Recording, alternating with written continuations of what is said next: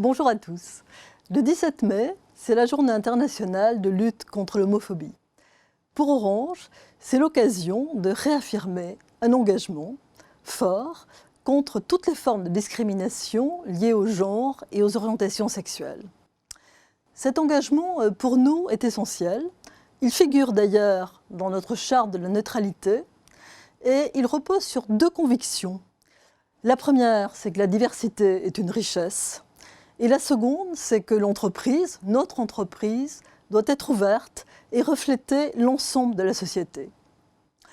On croit souvent, surtout à la suite des évolutions législatives, que c'est un combat qui est gagné. En réalité, il n'en est rien. Les stéréotypes, les préjugés, on le sait tous, ont la vie dure.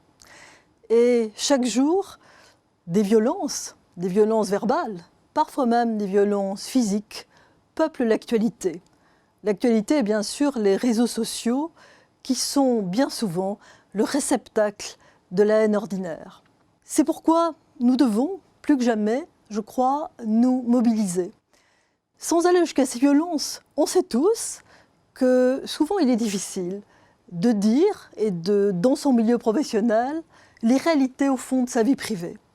Il y a quelques années, nous avions financé un film très intéressant avec d'autres entreprises qui regroupait des témoignages de personnes homosexuelles qui disaient combien c'était difficile, au retour d'un week-end parfois, de raconter tout simplement les moments qu'elles avaient vécus.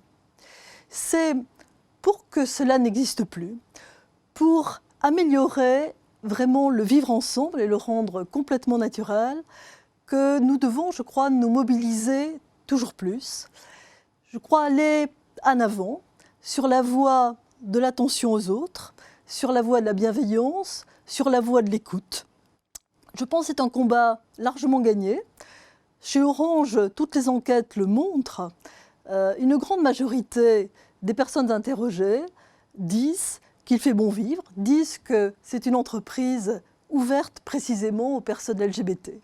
Mais évidemment, il faut toujours avancer, parce que dans ces matières, quand on n'avance pas, on recule. Nous avons la chance d'avoir l'association Mobilise-nous, très active à Lyon, à Toulouse, à Bordeaux, à Arcueil.